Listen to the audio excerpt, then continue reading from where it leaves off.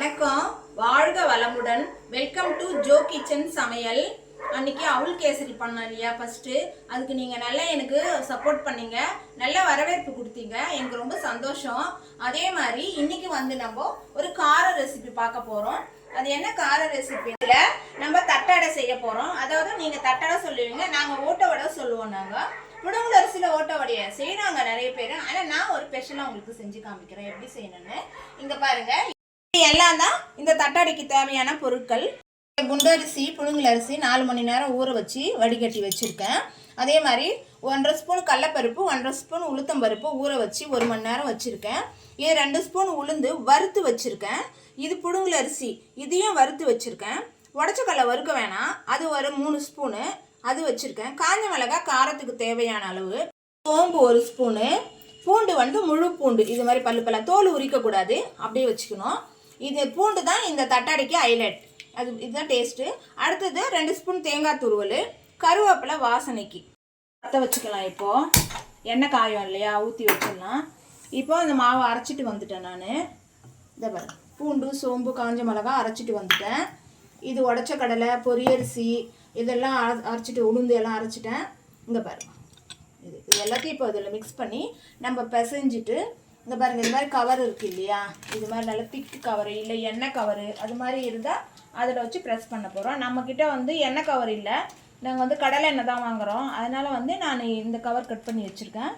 இந்த கவரில் எண்ணெய் தடவிட்டு நீங்கள் ப்ரெஸ்ஸில் வச்சு இது பண்ணிக்கலாம். சூடு ஏறத்துக்குள்ளே நம்ம இதையெல்லாம் மிக்ஸ் பண்ணிக்கலாம். இது என்னென்னா இப்போ பாருங்கள், இப்போ இவ்வளோ தண்ணியாக இருக்குது, நல்லா நைஸாக அரைச்சிட்டேன். இங்கே பாருங்கள், நல்லா நைஸாக அரைச்சிட்டேன். இப்போ நம்ம இதை எல்லாத்தையும் இப்போ இது பதத்தில் இருக்குதுல்ல, இது எல்லாத்தையும் போட்டுட்டோம்னா சரியாயிடும்.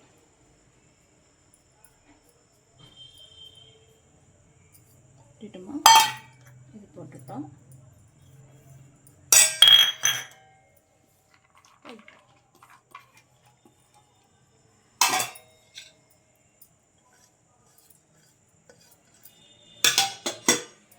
இப்போ இதையெல்லாம் ஃபுல்லாக போட்டு மிக்ஸ் பண்ணிக்கிறோம். நம்ம இங்கே பாருங்கள், தண்ணியாக இருந்தது இல்லையா மாவு, இப்போ பாருங்கள் அந்த பவுடர் எல்லாம் போட்ட உடனே எப்படி திக்காயிடுச்சு. ரொம்ப ஈஸி தான். நீங்கள் நாளைக்கு இட்லிக்கு அரிசி ஊற போடுவீங்க இல்லையா, அப்போ ஊற போடும்போது ஒரு அழகு தனியாக ஊற போடுங்க. ஊற போட்டுட்டு இவ்வளோ தான் மாவு பாருங்கள், ஒரு அழகு போட்டிங்கன்னா இவ்வளோ தான் வரும்.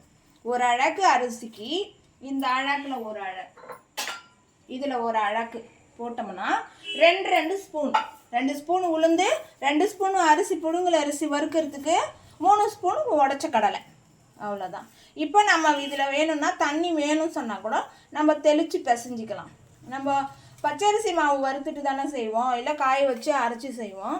இது இப்படியே செய்கிறதால பாருங்கள் சீக்கிரமாக வேலை ஆகும், ரொம்ப ஈஸியாகவும் இருக்கும். ரொம்ப கஷ்டப்பட்டு பிசையவும் வேணாம்.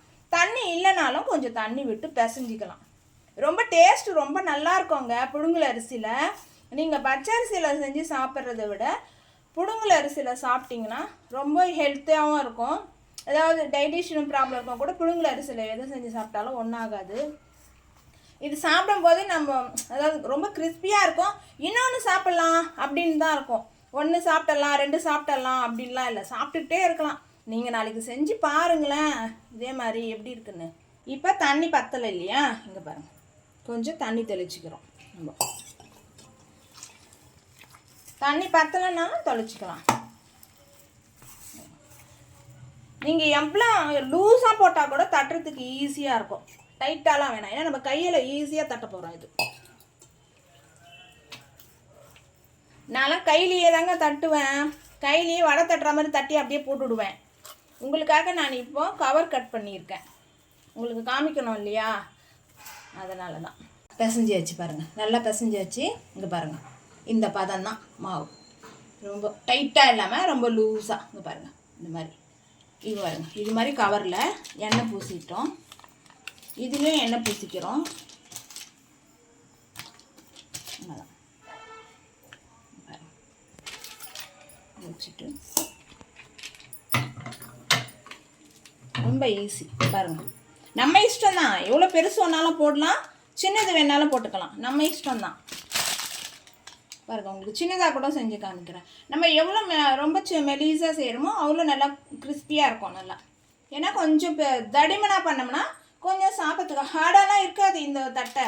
நீங்கள் தினமாக செஞ்சால் கூட நல்லாயிருக்கும் பொறுன்னு சாப்பிட்றதுக்கு. இப்போ எண்ணெய் காஞ்சிடுது. நம்ம இப்போ இதில் போட போகிறோம். பார்த்துக்கோங்க.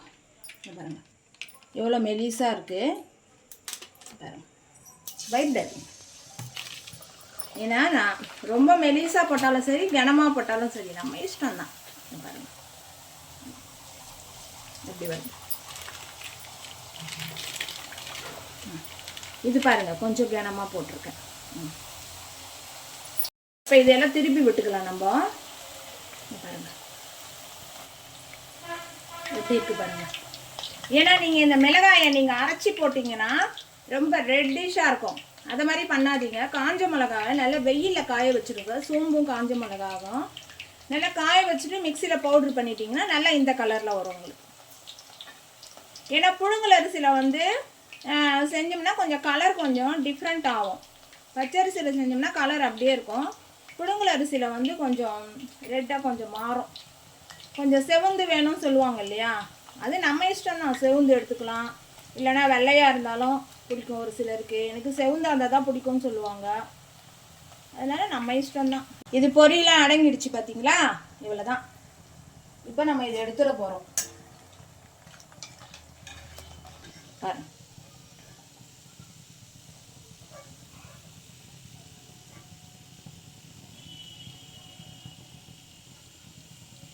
அவ்வளோதான். பாருங்க எவ்வளோ ஈஸியாக முடிஞ்சிடுச்சு. நல்லா நம்ம வேணா இன்னும் கூட செவுக்குத்து எடுத்துக்கலாம் இது மாதிரி. இல்லைன்னா இது இவ்வளோ தான். இது மேலே நல்லா அந்த பபுள்ஸ்லாம் வருது பார்த்தீங்களா. நீங்கள் சாப்பிடும்போது கிறிஸ்பியாக இருக்கும். உங்களுக்கு நான் இதை வந்து புட்டு காமிக்கிறேன் பாருங்கள். சூடாக இருக்குது, வேறு ஒன்றும் இல்லை. இங்கே பாருங்கள் பாருங்கள் எப்படி போடுது பாருங்கள். நீங்கள் சுடும்போதே நீங்கள் வெளியே வரும் வாசனை, என்னவோ பண்ணுறாங்கண்ணா அந்த மாதிரி ஸ்மெல் வரும். நம்ம பச்சரிசிக்கு போடுவோம், ஆனால் புழுங்கல் அரிசிக்கும் வறுத்து போடும்போது இன்னும் டேஸ்ட்டு நல்லாயிருக்கும். பொட்டுக்கடலை போடும்போது இன்னும் டேஸ்ட் நல்லாயிருக்கும், கலர் நல்லாயிருக்கும். உடச்ச கடலை வந்து நல்லா அந்த உளுத்தம் பருப்பு வந்து ஸ்மெல்லு பருப்பு கொடுக்கும். அரிசி வந்து நல்லா ஸ்மெல்லு கொடுக்கும். உடச்ச கடலை வந்து நல்லா அந்த கலர் கொடுக்கும். செஞ்சோம், ரொம்ப ருசியாகவும் இருக்கும். குழந்தைங்களுக்கு கொடுத்தா கூட ஈவினிங் ஸ்நாக்ஸுக்கு ரொம்ப விரும்பி சாப்பிடுவாங்க. நீங்கள் ஒரு நாளைக்கு செஞ்சு கொடுத்து பாருங்கள். மம்மி அன்றைக்கி கொடுத்தீங்களா, அது ரொம்ப நல்லா இருந்தது கொடுங்கன்னு கேட்பாங்க. நீங்கள் இது மாதிரி செஞ்சு ஹெல்த்தாகவும் இருக்கும்.